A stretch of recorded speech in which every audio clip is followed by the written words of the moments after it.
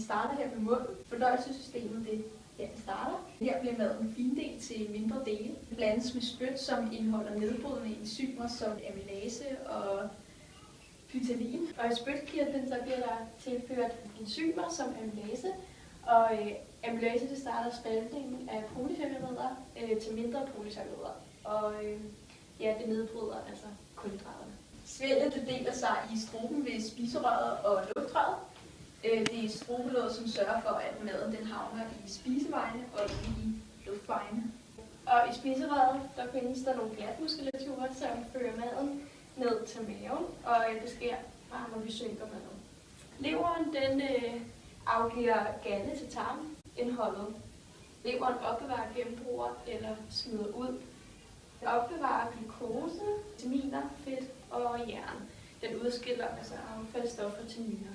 Så har vi galleblæren. Den opbevarer gallen mellem måltiderne, og den sørger for at koncentrere gallen. Det gør den ved at absorbere vand.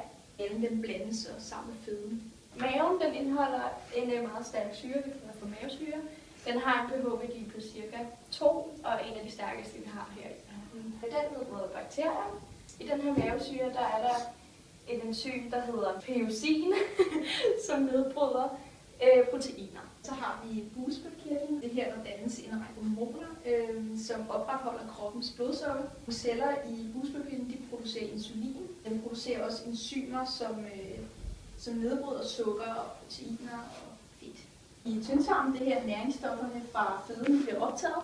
Den transporterer føden til tyktarmen. Den deles i 3 forskellige slags tarme. Der er 12-fingertarmen, og der er hummertarmen, og der er krogtarmen. I tyktarmen der optages der vand og salte, og det der ikke er blevet fordøjet og optaget i tyndtarmen, det bliver så dannet til afføring i tyktarmen. Så har vi endetarmen. Gennem den her åbning der udskiller kroppen det ufordøjelige madrester og affaldsstofferne, som vi også kalder lort. Jeg transporterer maden ud til tyktarmen, så jeg kan